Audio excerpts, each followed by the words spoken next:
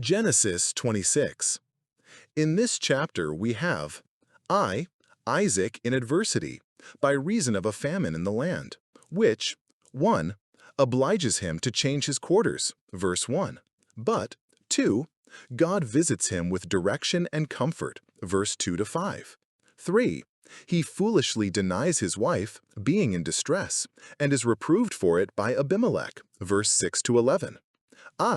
Isaac in prosperity, by the blessing of God upon him, verse 12-14. And 1. The Philistines were envious at him, verse 14-17. 2. He continued industrious in his business, verse 18-23. 3. God appeared to him and encouraged him, and he devoutly acknowledged God, verse 24-25. 4. The Philistines at length made court to him, and made a covenant with him, verse 26-33. 5. The disagreeable marriage of his son Esau was an alloy to the comfort of his prosperity, verse 34-35. Removal of Isaac to Gerar, 1804 BC. 1. And there was a famine in the land, beside the first famine that was in the days of Abraham. And Isaac went unto Abimelech, king of the Philistines, unto Gerar. 2. And the Lord appeared unto him, and said, Go not down into Egypt, dwell in the land which I shall tell thee of. 3. Sojourn in this land, and I will be with thee, and will bless thee. For unto thee and unto thy seed I will give all these countries, and I will perform the oath which I swear unto Abraham thy father. 4. And I will make thy seed to multiply as the stars of heaven, and will give unto thy seed all these countries, and in thy seed shall all the nations of the earth be blessed. 5. Because that Abraham obeyed my voice, and kept my charge, my commandments, my statutes, and my laws. Here, God tried Isaac by his providence. Isaac had been trained up in a believing dependence upon the divine grant of the land of Canaan to him and his heirs. Yet now there is a famine in the land. Verse 1. What shall he think of the promise when the promised land will not find him bread? Is such a grant worth accepting upon such terms and after so long a time? Yes, Isaac will still cleave to the covenant, and the less valuable Canaan in itself seems to be, the better he is taught to value it. 1. As a token of God's everlasting kindness to him, and 2. As a type of heaven's everlasting blessedness. Note, the intrinsic worth of God's promises cannot be lessened in a believer's eye by any cross providences. He directed him under this trial by his word. Isaac finds himself straitened by the scarcity of provisions. Somewhere he must go for supply. It should seem he set out for Egypt, whither his father went in the like strait. But he takes Gerar in his way, full of thoughts no doubt, which way he had best steer his course, till God graciously appeared to him and determined him, abundantly to his satisfaction. 1. God bade him stay where he was, and not go down into Egypt, sojourn in this land, verse 2-3. There was a famine in Jacob's days, and God bade him go down into Egypt, chapter 46, 3-4. A famine in Isaac's days, and God bade him not to go down. A famine in Abraham's days, and God left him to his liberty, directing him neither way. This variety in the divine procedure, considering that Egypt was always a place of trial and exercise to God's people, some ground upon the different characters of these three patriarchs. Abraham was a man of very high attainments and intimate communion with God, and to him all places and conditions were alike. Isaac was a very good man, but not cut out for hardship. Therefore, he is forbidden to go to Egypt. Jacob was inured to difficulties, strong and patient, and therefore he must go down into Egypt, that the trial of his faith might be to praise and honor and glory. Thus, God proportions his people's trials to their strength. 2. He promised to be with him and bless him, verse 3. As we may go anywhere with comfort when God's blessing goes with us, so we may stay anywhere contentedly if that blessing rest upon us. 3. He renewed the covenant with him, which had so often been made with Abraham, repeating and ratifying the promises of the land of Canaan, a numerous issue, and the Messiah, v. 3-4. Note, Those that must live by faith have need often to review and repeat to themselves the promises they are to live upon, especially when they are called to any instance of suffering or self-denial. 4.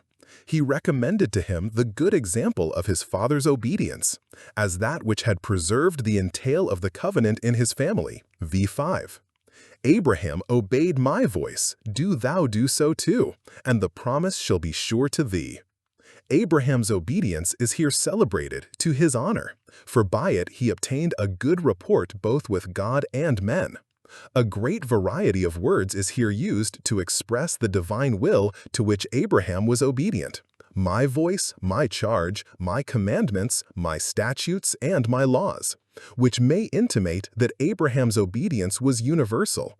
He obeyed the original laws of nature, the revealed laws of divine worship, particularly that of circumcision, and all the extraordinary precepts God gave him, as that of quitting his country, and that, which some think is more especially referred to, of the offering up of his son, which Isaac himself had reason enough to remember. Note, those only shall have the benefit and comfort of God's covenant with their godly parents that tread in the steps of their obedience. Isaac's denial of his wife, 1840 BC. 6. And Isaac dwelt in Gerar. 7. And the men of the place asked him of his wife, and he said, She is my sister, for he feared to say, She is my wife. Lest, said he, the men of the place should kill me for Rebekah, because she was fair to look upon. 8. And it came to pass when he had been there a long time, that Abimelech, king of the Philistines, looked out at a window, and saw, and behold, Isaac was sporting with Rebekah his wife. 9. And Abimelech called Isaac, and said, Behold, of a surety she is thy wife. And how saidst thou, She is my sister? And Isaac said unto him, Because I said, Lest I die for her. 10. And Abimelech said, What is this thou hast done unto us? One of the people might lightly have lain with thy wife, and thou shouldest have brought guiltiness upon us. 11. And Abimelech charged all his people, saying, He that touches this man or his wife shall surely be put to death. Isaac had now laid aside all thoughts of going to Egypt, and, in obedience to the heavenly vision, sets up his staff in Gerar, the country in which he was born. V6. Yet there he enters into temptation, the same temptation that his good father had been once and again surprised and overcome by, namely, to deny his wife and to give out that she was his sister. Observe. How he sinned. V7. Because his wife was handsome, he fancied the Philistines would find some way or other to take him off, that some of them might marry her, and therefore she must pass for his sister. It is an unaccountable thing that both these great and good men should be guilty of so strange a piece of dissimulation, by which they so much exposed both their own and their wives' reputation. But we see, 1. That very good men have sometimes been guilty of very great faults and follies. Let those therefore that stand take heed lest they fall, and those that have fallen not despair of being helped up again. 2. That there is an aptness in us to imitate even the weaknesses and infirmities of those we have a value for. We have need therefore to keep our foot, lest, while we aim to tread in the steps of good men, we sometimes tread in their bysteps. 2. How he was detected and the cheat discovered by the king himself. Abimelech, not the same that was in Abraham's days, chapter 20, for this was nearly 100 years after that. But this was the common name of the Philistine kings, as Caesar of the Roman emperors. Saw Isaac more familiar and pleasant with Rebekah than he knew he would be with his sister, verse 8. He saw him sporting with her or laughing. It is the same word with that from which Isaac had his name. He was rejoicing with the wife of his youth, Proverbs 5:18. It becomes those in that relation to be pleasant with one another, as those that are pleased with one another. Nowhere may a man more allow himself to be innocently merry than with his own wife and children.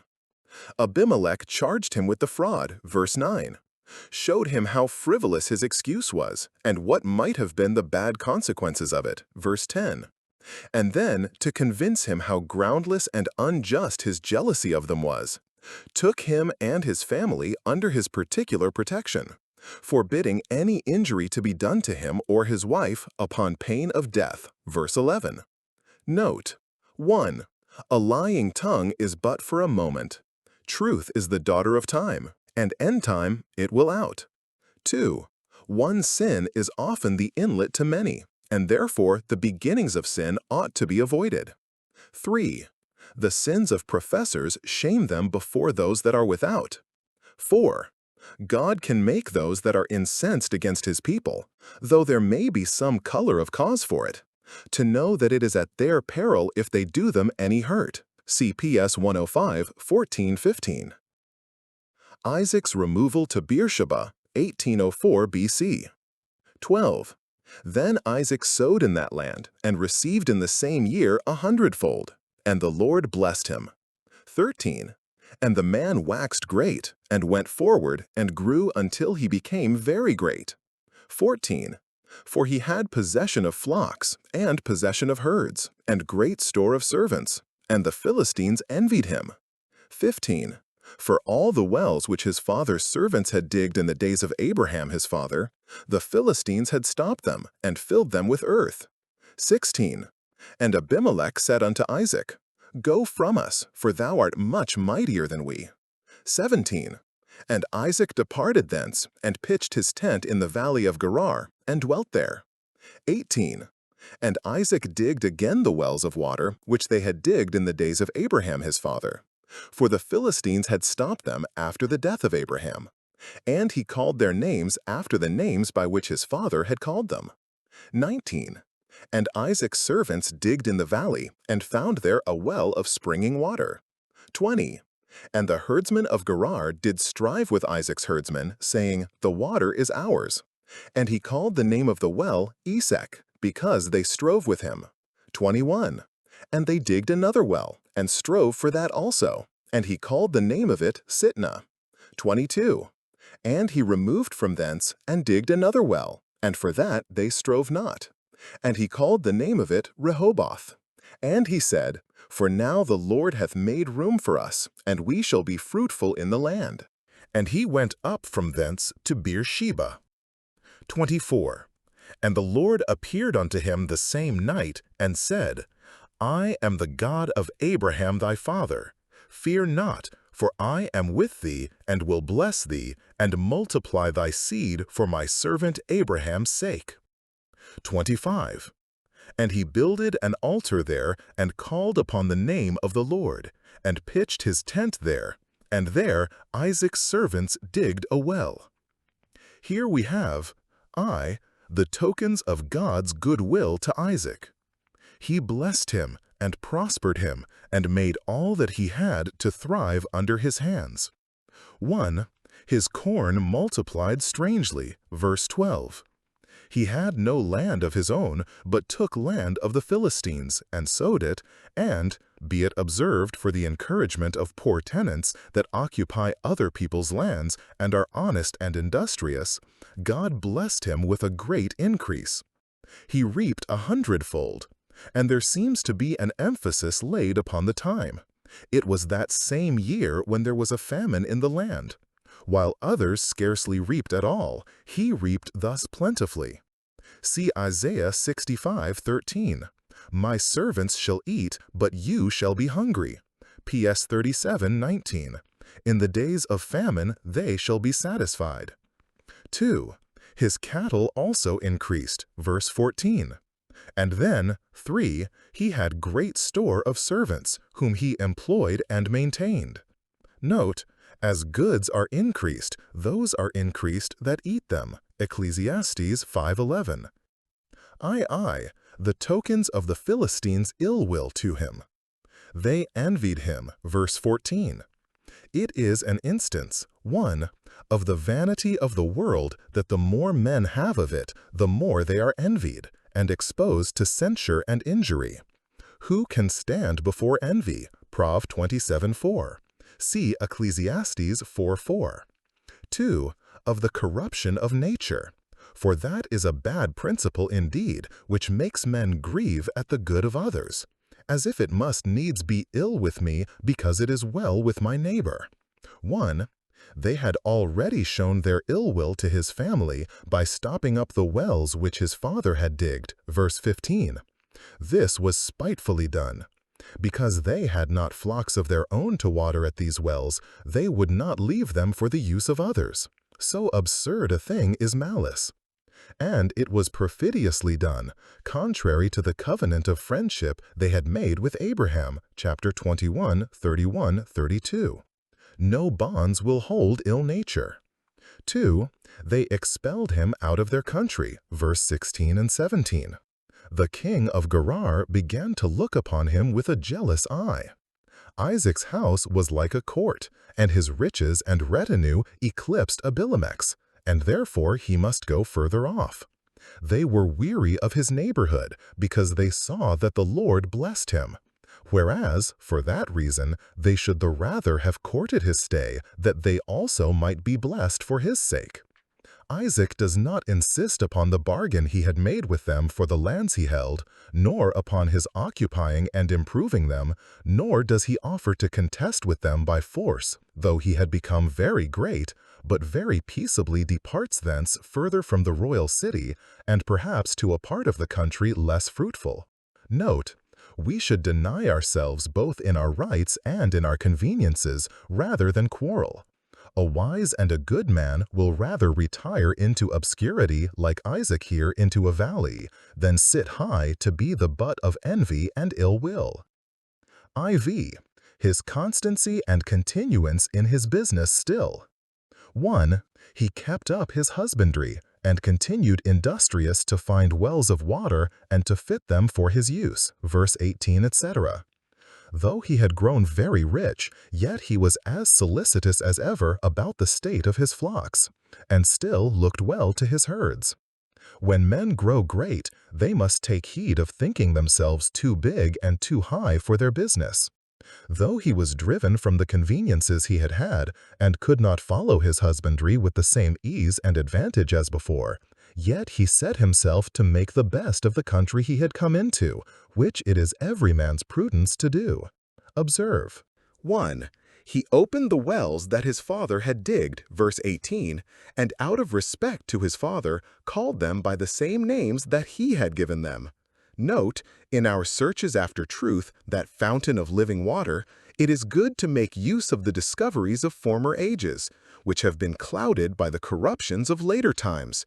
Inquire for the old way, the wells which our fathers digged, which the adversaries of truth have stopped up. Ask thy elders, and they shall teach thee. 2. His servants dug new wells, verse 19. Note, though we must use the light of former ages, it does not therefore follow that we must rest in it and make no advances. We must still be building upon their foundation, running to and fro, that knowledge may be increased. Dan 12:4. 3. In digging his wells, he met with much opposition. Verses 20, 21. Those that open the fountains of truth must expect contradiction.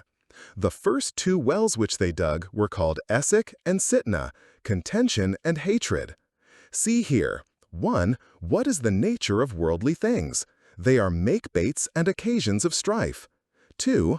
What is often the lot even of the most quiet and peaceable men in this world? Those that avoid striving, yet cannot avoid being striven with. PS 120:7. In this sense, Jeremiah was a man of contention, Jeremiah 15:10, and Christ himself, though he is the Prince of Peace. 3. What a mercy it is to have plenty of water, to have it without striving for it. The more common this mercy is, the more reason we have to be thankful for it. 4. At length he removed to a quiet settlement, cleaving to his peaceable principle, rather to fly than fight, and unwilling to dwell with those that hated peace. PS 126. He preferred quietness to victory. He dug a well, and for this they strove not. Verses 22. Note, those that follow peace sooner or later shall find peace. Those that study to be quiet seldom fail of being so. How unlike was Isaac to his brother Ishmael, who, right or wrong, would hold what he had against all the world. Chapter 16:12. And which of these would we be found the followers of? This well they called Rehoboth, enlargements, room enough. In the two former wells we may see what the earth is, straightness and strife. Men cannot thrive for the throng of their neighbors. This well shows us what heaven is.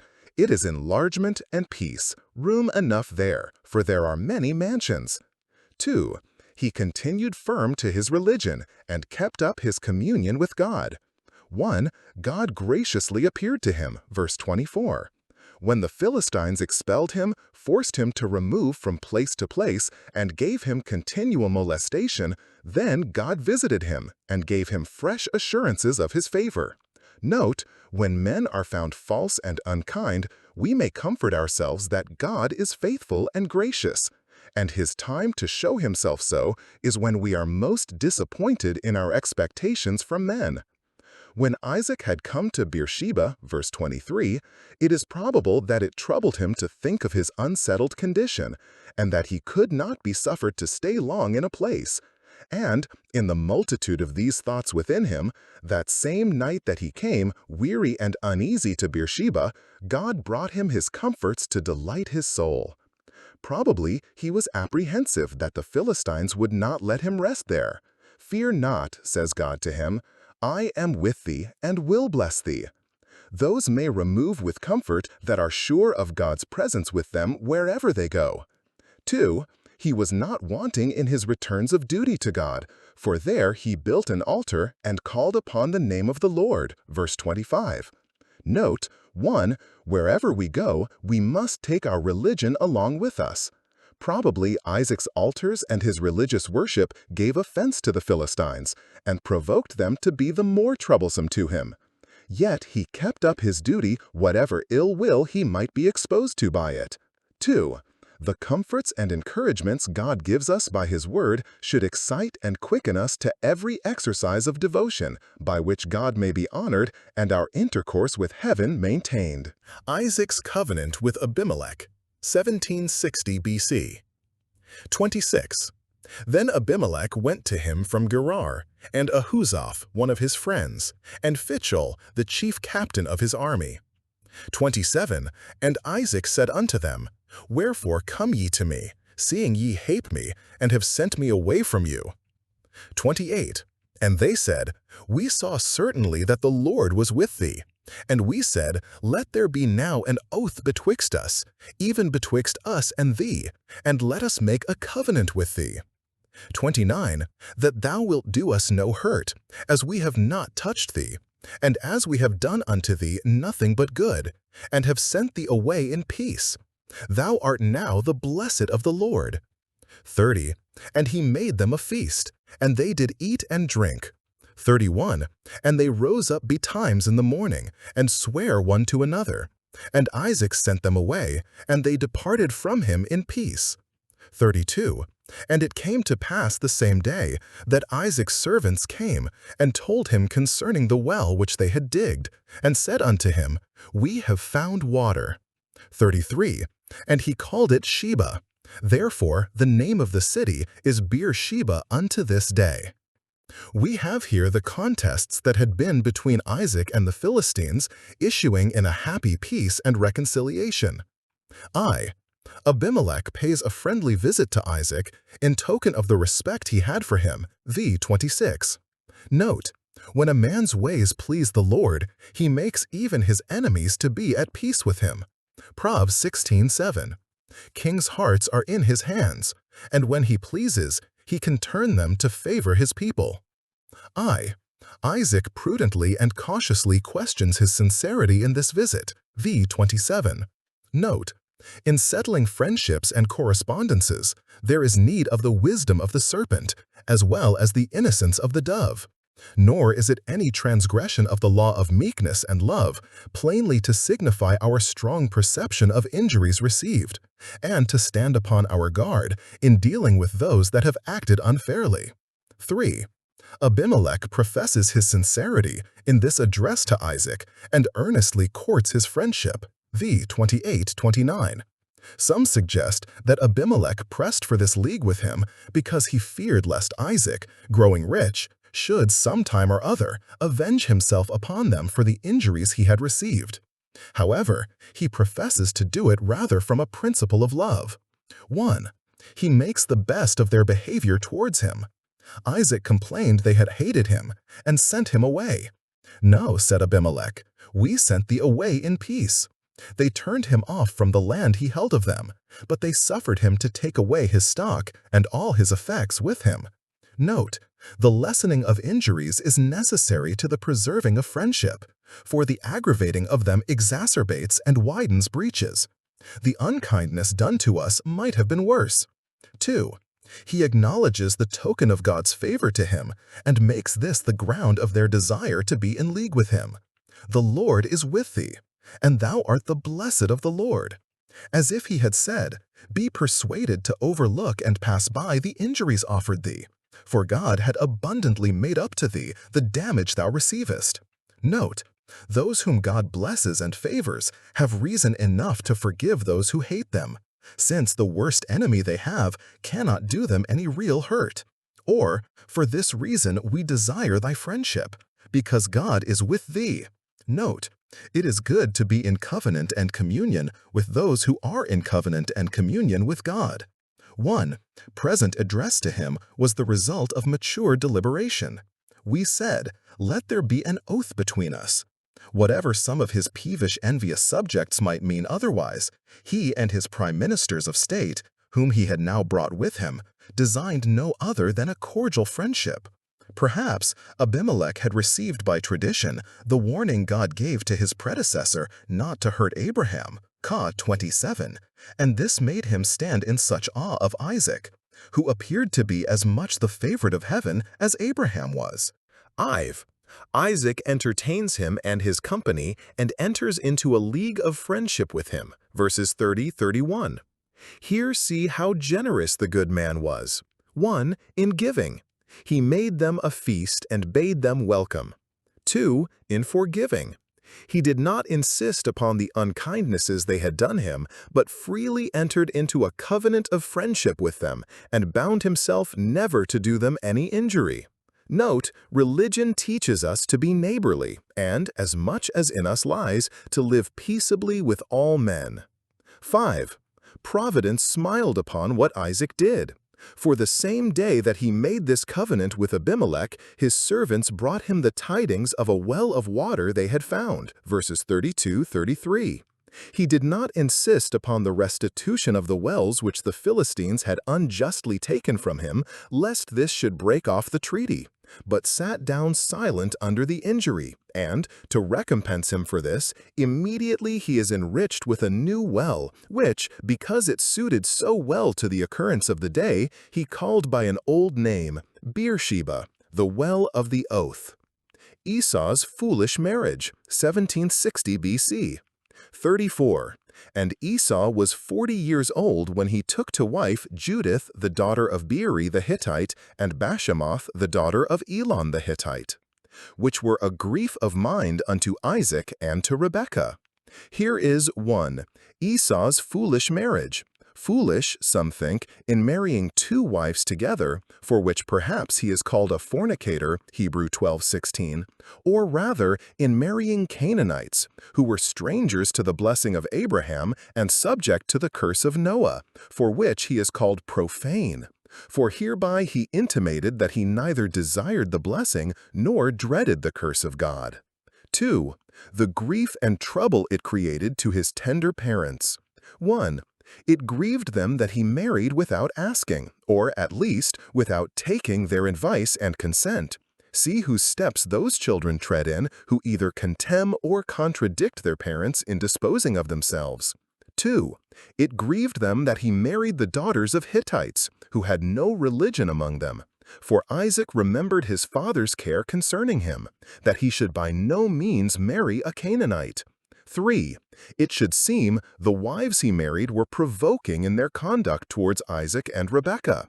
Those children have little reason to expect the blessing of God who do that which is a grief of mind to their good parents.